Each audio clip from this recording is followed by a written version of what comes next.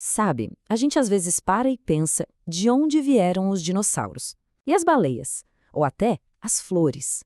Hoje a gente vai mergulhar de cabeça na macroevolução. Esse é o campo da biologia que conta a história da vida na sua escala mais épica. Não estamos falando de pequenas mudanças, não. O papo aqui é sobre as transformações gigantescas que criaram toda essa diversidade incrível que a gente vê por aí. Para começar, que tal um desafio?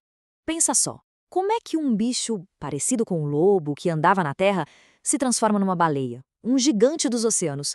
Parece coisa de filme, né? Mas não é mágica, não. A ciência tem uma explicação para isso, e o nome dela é macroevolução. E olha só, a resposta está aqui, escrita nas rochas, literalmente. É como se fosse uma máquina do tempo.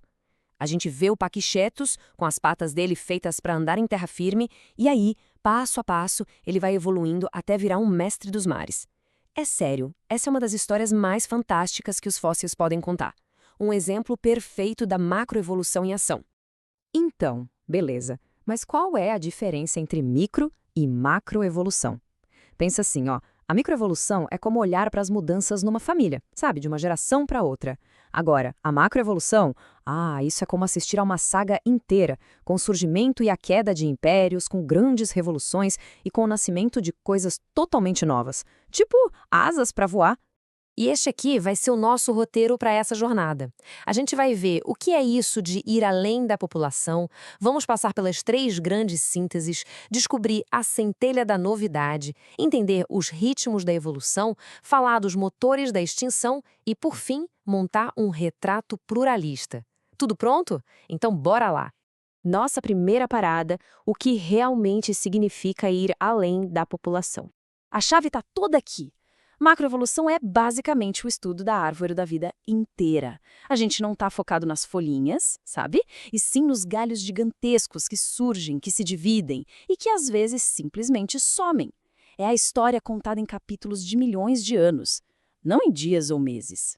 Ok, mas como a gente chegou a entender isso? A teoria de evolução não surgiu do nada, né? Ela foi construída tijolo por tijolo, em cima de 3 pilares gigantes. 3 grandes ideias que mudaram completamente o jogo.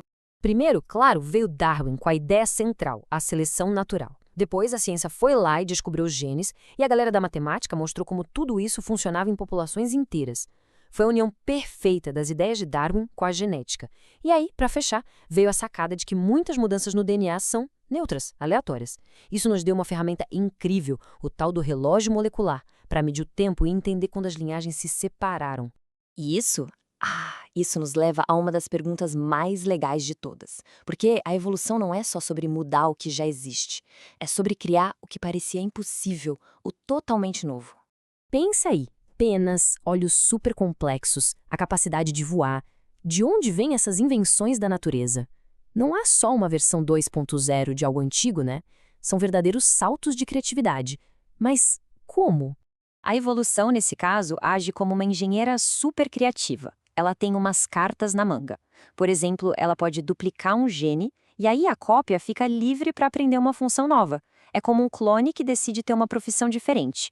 Ou então pode pegar uma estrutura, tipo a mandíbula de um peixe, e criar uma segunda boca lá na garganta, só para processar a comida. E claro, tem a paciência de um escultor para construir coisas maravilhosas, como o olho, um passinho de cada vez. Olha só que exemplo fantástico, a mandíbula de um roedor. Uma ferramenta super básica, certo? Mas ela foi remodelada de 1001 maneiras diferentes, para que eles pudessem comer de tudo, desde a semente mais dura até a fruta mais macia.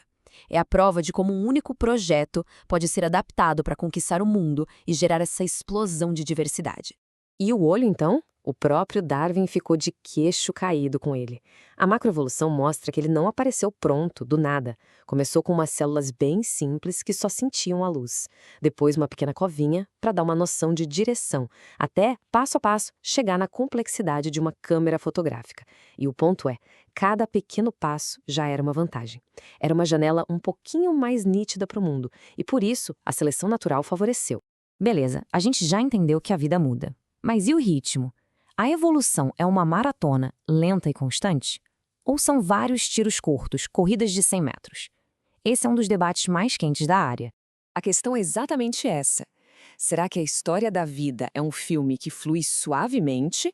Ou será que é uma série de longos períodos de calmaria, interrompidos por explosões rápidas de mudança? E aqui a gente consegue ver as duas ideias, lado a lado. De um lado, o gradualismo, a mudança suave, contínua. Do outro, o equilíbrio pontuado, que foi uma ideia revolucionária na época.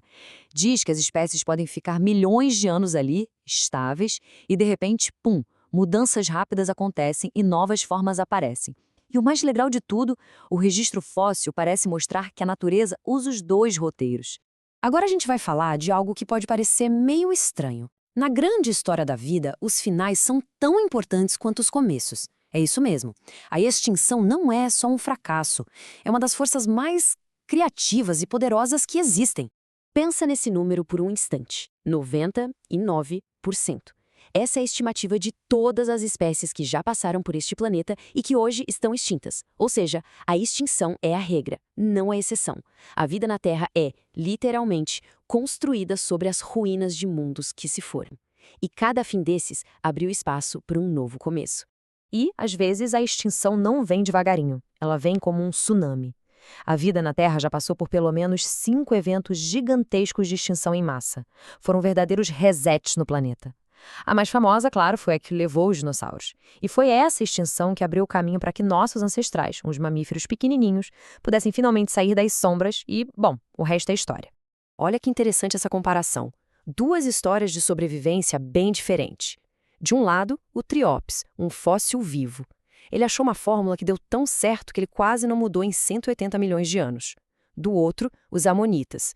Eles explodiram em diversidade, criaram milhares de formas diferentes, mas sumiram para sempre. Qual a lição aqui? É que na evolução não existe uma única receita de bolo para o sucesso.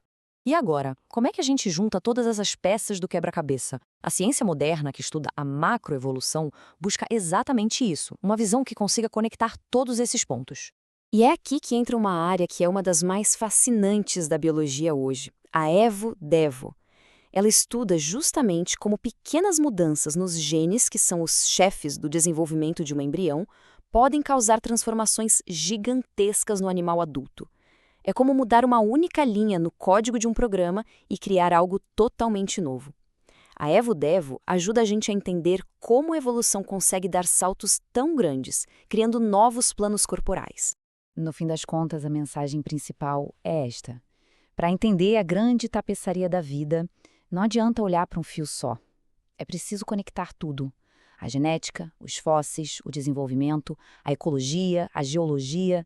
A macroevolução nos mostra que a história da vida é uma saga muito mais complexa e maravilhosa do que a gente imagina. E a pergunta que fica no ar é qual será a próxima grande descoberta, que vai mudar de novo tudo que a gente acha que sabe sobre a nossa própria história.